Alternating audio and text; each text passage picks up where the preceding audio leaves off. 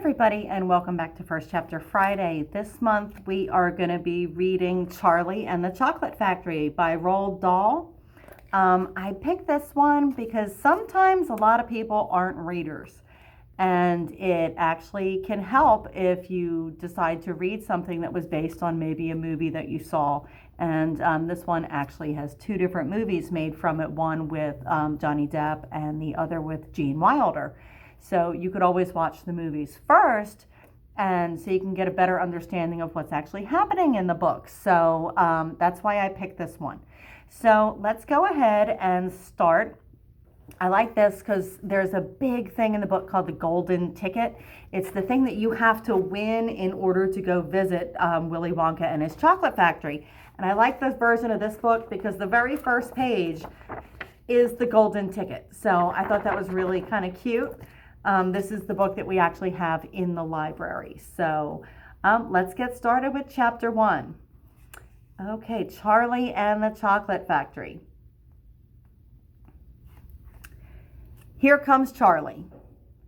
These two very old people are the father and mother of Mr. Bucket, and that means these people right here. Their names are Grandpa Joe and Grandpa Josephine. And these two very old people, the ones at the top here, are the father and mother of Mrs. Bucket. Their names are Grandpa George and Grandpa, guess what? Georgina. And then we have, this is Mr. and Mrs. Bucket. Mr. and Mrs. Bucket have a small boy whose name is Charlie Bucket. And that's the one lone person over there. This is Charlie. How do you do? And how do you do? And how do you do again? He is pleased to meet you. The whole of this family, the 6 grown-ups, count them, and the little Charlie Bucket, live together in a small wooden house on the edge of a great town. The house wasn't nearly large enough for so many people, and life was extremely uncomfortable for them. There were only 2 rooms in the place altogether, and there was only one big bed. The bed was given to the 4 old grandparents because they were so old and so tired. They were so tired that they actually never got out of it. Grandpa Joe and Grandma Josephine on this side, and Grandpa George and Grandma Georgina on the other side. Mr. and Mrs. Bucket and little Charlie Bucket slept in the other room upon mattresses on the floor. Can you imagine that? In the summertime, it wasn't so bad. But in the winter, freezing cold drafts blew across the floor all night long. It was awful. There wasn't any question of them being able to buy a better house or even one more bed to sleep in. They were far too poor for that. Mr. Bucket was the only person in the family with a job. He worked in a toothpaste factory where he sat all day long at a bench and screwed the little caps onto the top of the tubes of the toothpaste after the tubes had been filled. But a toothpaste cap screwer is never paid very much money. And poor Mr. Bucket, however hard he worked and however fast he screwed on the caps, he was never able to make enough money to buy 1/2 of the things that such a large family needed. There wasn't enough money to buy proper food for them all.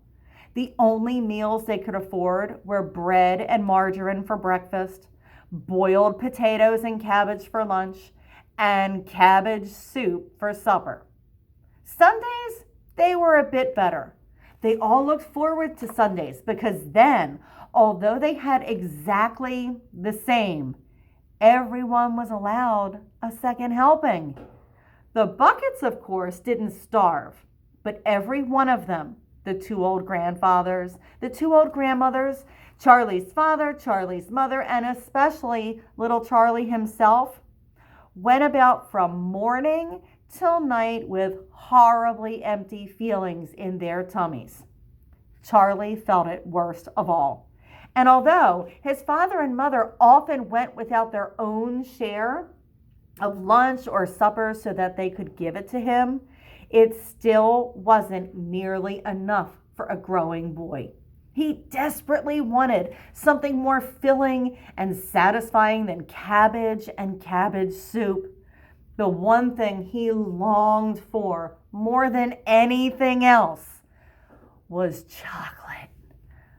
Walking to school in the mornings, Charlie could see great slabs of chocolate piled up high in the shop windows, and he would stop and stare and press his nose against the glass, his mouth watering like mad. Many times a day, he would see other children taking creamy candy bars out of their pockets, and munching them greedily, and that, of course, was pure torture.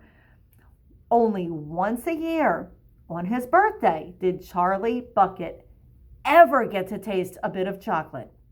The whole family saved up their money for that special occasion, and when that day arrived, Charlie was always presented with one small chocolate bar to eat all by himself. And each time he received it on those marvelous, marvelous birthday mornings, he would place it carefully in a small wooden box that he owned and treasure it as though it were a bar of solid gold. And for the next few days, he would allow himself only to look at it, but never touch it. Then at last, he couldn't stand it any longer. He would peel back a tiny bit of paper wrapping at one corner and expose a tiny little piece of chocolate. And then he would take a tiny little nibble, just enough to allow the lovely sweet taste to spread slowly over his tongue. The next day, he would take another tiny little nibble, and so on and so on and so on. And in this way, Charlie would make his 10-cent candy bar of birthday chocolate last him for more than a month. But I haven't even told you about the one awful thing that tortured little Charlie. The lover of chocolate, more than anything else. This thing for him was far, far worse than seeing slabs of chocolate in the shop windows or watching other children munching creamy candy bars right in front of him. It was the most terrible, torturing thing you could imagine. And it was this. In the town itself, actually within sight of the house in which Charlie lived, there was an enormous chocolate factory. Just imagine that. And it wasn't simply an ordinary enormous chocolate factory either. It was the largest and most famous in the whole world. It was Wonka's factory, owned by a man called Mr. Willy Wonka, the greatest inventor and maker of the chocolates that there has ever been. And what a tremendous, marvelous place it was. It had huge iron gates leading into it and a high wall surrounding it, and smoke belching from its chimneys, a strange whizzing sound coming from deep inside it. And outside the walls for half a mile in every direction, the air was scented with the heavy, rich smell of melting chocolate. Oh my gosh, that has to be torturous. Poor little Charlie. Twice a day on his way to and from school, little Charlie Bucket had to walk right past these gates, right past the gates of the factory. And every time he went by, he would begin to walk very slowly, and he would hold his nose high in the air and take long, deep sniffs of the gorgeous chocolatey smell all around him. Oh, how he loved that smell. And oh, how he wished he could go inside the factory and see what it was like. And that is the end of chapter 1.